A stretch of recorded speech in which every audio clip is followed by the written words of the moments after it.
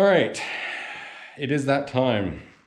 I know a bunch of you had commented on the video previously, and what I am talking about in particular is this, the Driveshaft from the Suzuki.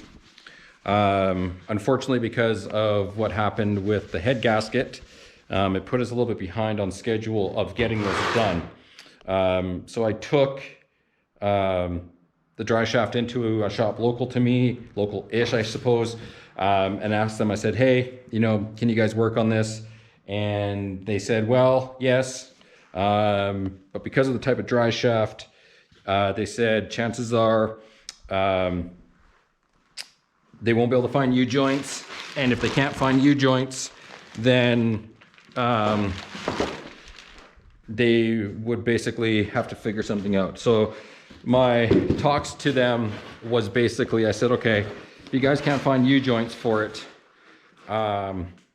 would you guys be able to shorten it or lengthen it or, change the flange or do something? And they're like, well, no, not really. And they're like, even if they did find U-joints, they said it would only be a patch job. They wouldn't balance it, and they couldn't guarantee that the vibrations that we felt would be gone. So I left it in their hands, and they called me back about 2 hours later and said, hey, we did some digging, couldn't find really much, but we do have a replacement in another store that we can bring in for you. And I was like, okay, sure.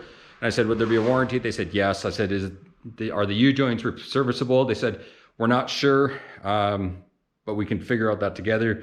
So $600 later, Canadian, they had a Driveshaft already ready and already made. You can see in here that the U-joints are serviceable. So that's nice, so that if there's any issues, and we have to down the road, we can replace the U-joints. So that's good. You can see here, it's from Pat's Driveline, Suzuki Driveshaft 07 to 09. Their part number 75479-0274.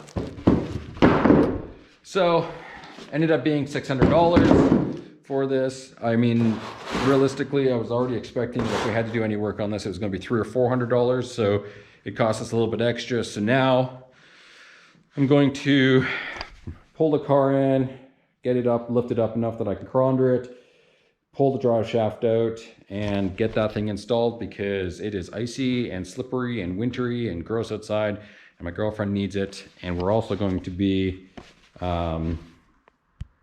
putting winter tires on as well, because those need to be done to make her car much safer. And yeah, so we'll get doing that, and I'll bring you guys back when it's up in the air, and probably when it's finished installed, and just kind of give you my feedback and kind of show you and let you guys know what it's like. So we'll see you then. Okay, so just to show you down here, the Driveshaft is installed, so you can see it there. Just it's got 4 bolts to do. The back side is easy because you can still spin it, and I have this side on jack stands. So I just marked the bolts as they're tightened, marked the flange and the Driveshaft itself. That side went in easy, no problem. This guy here wasn't much of an issue putting this in. The bracket was a little squished, so I just had to spread it out a bit to get it on here. If it was a little bit warmer, I probably would have done something a little different and just make sure that the threads for these studs are clean and probably put new nuts on them, but they went on without much of a problem. Front side, tip for the front side. I didn't do this. I'm not too concerned because I can tighten them down, but it is pretty tight to get up in the back area there. Because they are both, you can use a wrench or an Allen key if you want. You can tighten these down really, really good. I would recommend that if you really want to get them snugged in and you're not too familiar with tightens and stuff like that, I got mine on these ramps, but if you put the front end on jack stands as well, you would be able to go into the car and put it in neutral and then spin the Driveshaft so that you can really torque those down if you need to.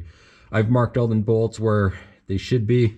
Come back in probably a week or a couple of weeks and just take a look and make sure all the nuts are on there.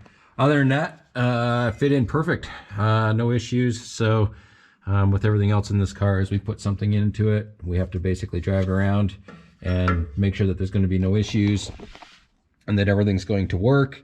It will get reported to me if something is not working and needs to be fixed. So that's about it for installing the drive shaft. It's not hard to do by any means. If you can take it out, it goes back in, and if it's your first time taking it out, it's just a few minutes. The biggest job is just making sure it's up in the spot that makes it easy for you to crawl underneath. Other than that, a pretty simple job. New drive shaft. All-wheel drive will be back working in this thing. And now I just got to switch out the tires because, well, we're still running the all seasons and they don't work too well on ice. So we've got some winter tires that we got to put on this. So we'll put the winters on and it'll be good for her again. So thanks for watching. See you in the next one.